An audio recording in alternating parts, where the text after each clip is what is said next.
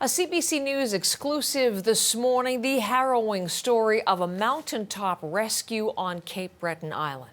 Two women lucky to be here and telling their story this morning. They got caught in a sudden snowstorm, but we got all the details from Brett Ruskin, who's been speaking to them and is now speaking to us and sharing this remarkable story. Hi, Brett.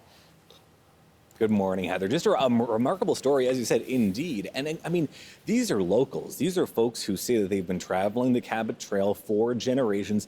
They know what to expect. They checked the conditions even before they started their journey, but conditions quickly changed. Have a look.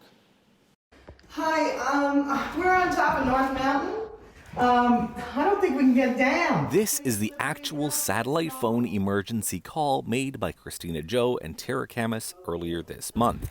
Minus 15 degrees, no cell service, and no safe way down the mountain.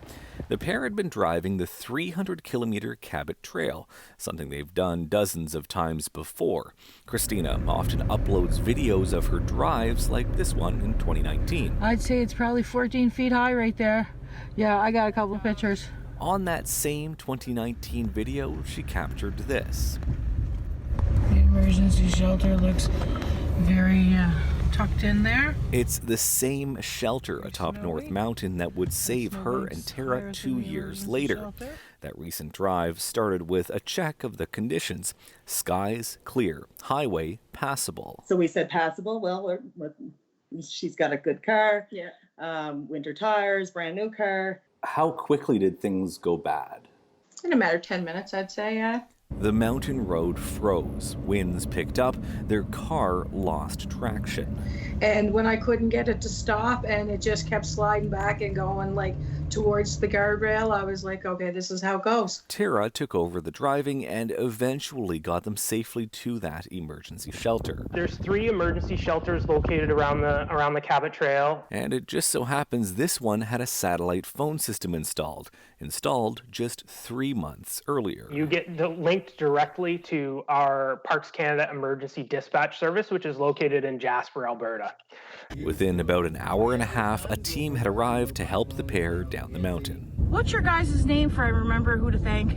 They would probably say this is just them doing their job. Because you guys are awesome for doing this. It's just Parks Canada. We're just doing our job. Okay. Unfortunately, these situations aren't that uncommon, and they constantly step up to the plate and deliver, and I'm really, really proud of our team for that.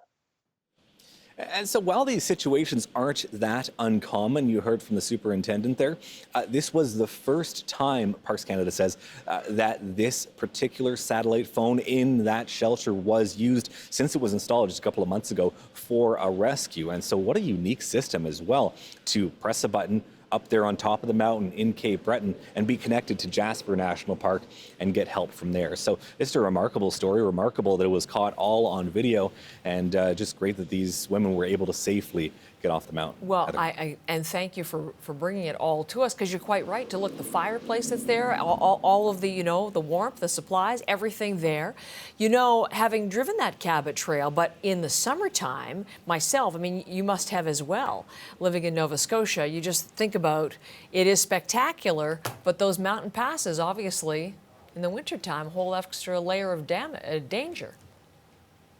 It is spectacular and terrifying, too, going back and forth right along the guardrail, right along the ocean, those cliffside faces in the summertime. Yes, I've not driven it in the winter either. So it is certainly a remarkable piece of infrastructure, and it's remarkable that other pieces of infrastructure, those emergency shelters are there when they're needed. You bet. Brett, thanks so much for that story this morning out of Halifax and Cape Breton.